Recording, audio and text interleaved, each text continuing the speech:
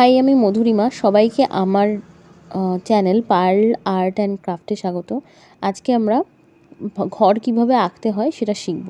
প্রথমে আমরা একটা 2B পেন্সিল নিয়ে ঘরটা একটা আন্ডারলাইন ড্র করে নিলাম। আউটার লাইন ড্র করার পরে কালারগুলো, অয়েল পেস্টেলের কালারগুলো নিলাম।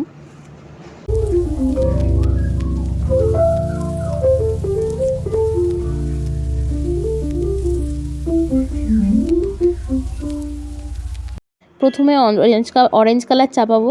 অরেঞ্জ কালারটা যখনই চাপাচ্ছি দেখবে আমি সবসময় এক ডিরেকশানেই কালার করছি, কখনোই আমি হিজিবিজি করে কালার করছি না। এক ডিরেকশানে কালার করাটা খুব জরুরি, নাহলে ব্লেন্ডিং করতে খুব প্রবলেম হয়।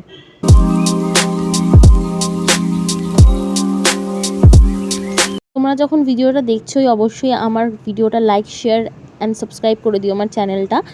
আর কমেন্ট বক্সে জানাও তোমাদের কী বুঝতে অসুবিধা হলো। দেখো, এবার আমি স্কাই কালারটা নিয়েছি।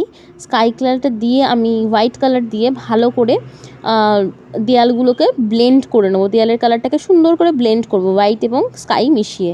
ড্রয়িং করার সময় সবসময় যত হালকাভাবে পেন্সিলটাকে প্রেশার দিয়ে ছবিটা আঁকবে, তত বেশি আউটার লাইনটা হালকা হবে আর তত বেশি তোমার ছবিটা সুস্পষ্ট হবে এবং সুন্দর দেখতে লাগবে। আচ্ছা,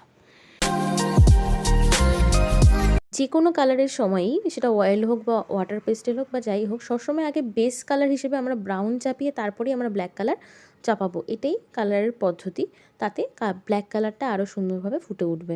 তোমরা যদি ড্রয়িংটা বুঝতে পেরে থাকো অবশ্যই আমাকে জানিও তোমাদের কেমন লাগলো। তোমাদের যদি কোনো পার্ট বুঝতে অসুবিধা হয় অবশ্যই আমাকে কমেন্ট বক্সে জানিও, তাহলে আমি তোমাদেরকে আরও ভালোভাবে গাইড করতে পারবো।